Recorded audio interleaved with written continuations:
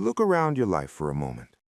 There's a guitar with worn strings quietly gathering dust, a half-built website buried in old folders, baking tools you swore you'd master, and this week, out of nowhere, you're researching jujitsu classes.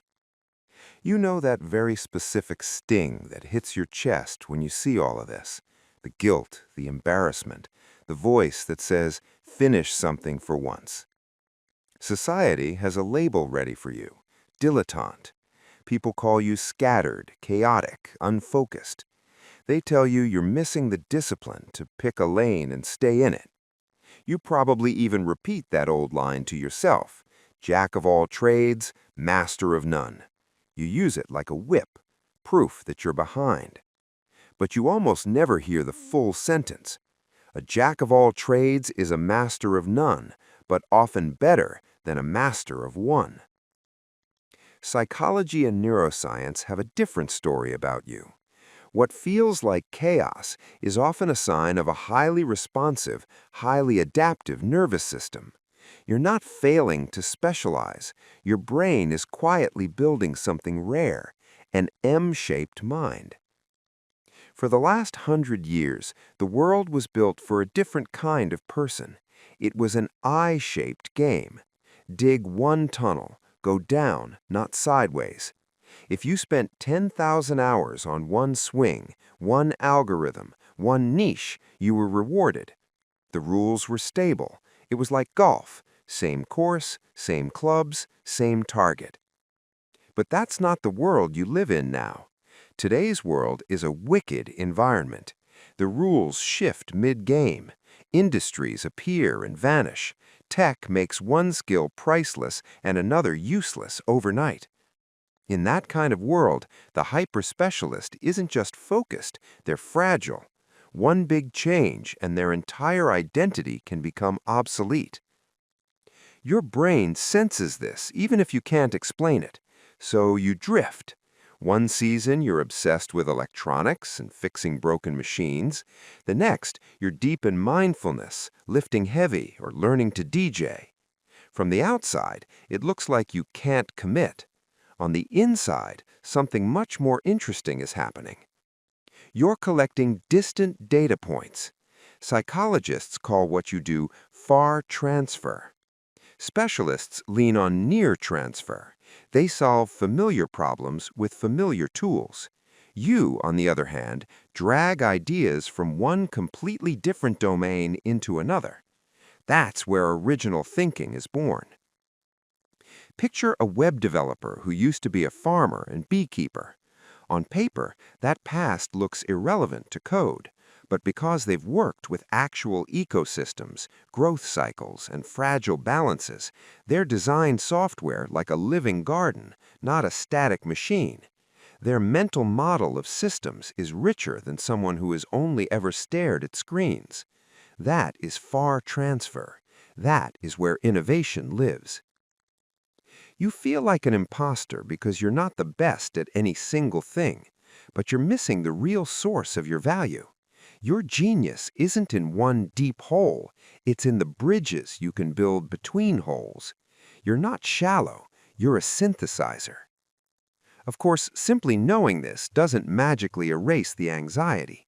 You still scroll past your peers with neat LinkedIn titles, senior this, lead that, head of something. Meanwhile, you feel like you've restarted your life 3 times already. That's where the burnout and sense of being behind really come from. The problem isn't that you're M-shaped. The problem is that you don't understand the geometry of being M-shaped. Most career advice is built for T-shaped people, broad general knowledge with one deep line of expertise. You, instead, are designed for multiple pillars of depth, several spikes of mastery, connected by one long bridge of curiosity.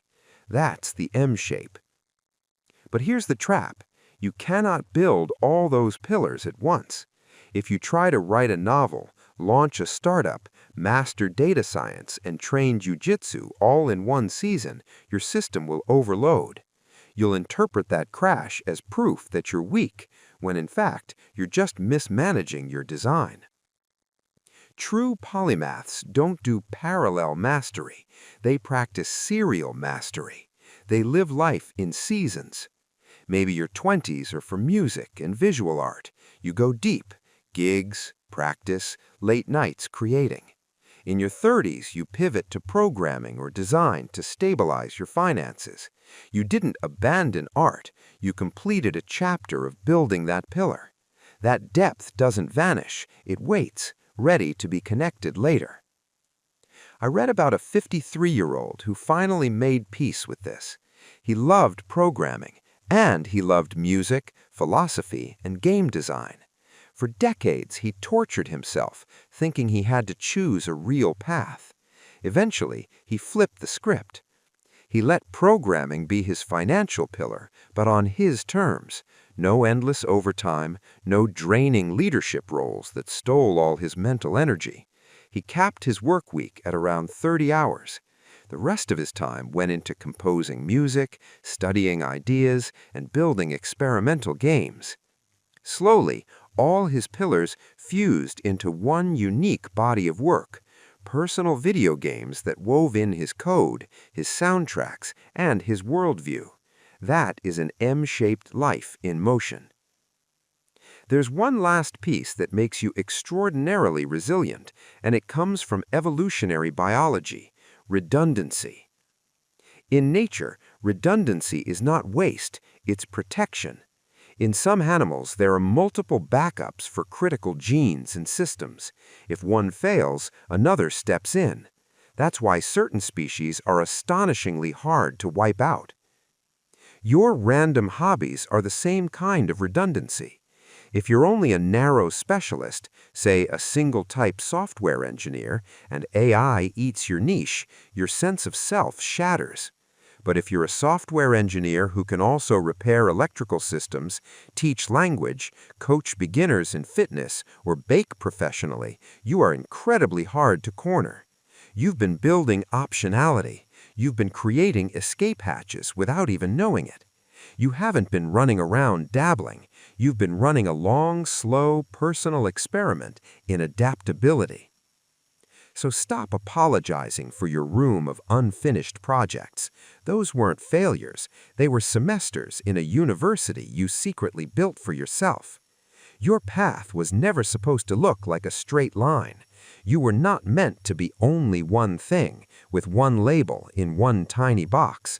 You were meant to be the connector, the person who stands at the intersection of worlds that never usually meet and makes something new out of them.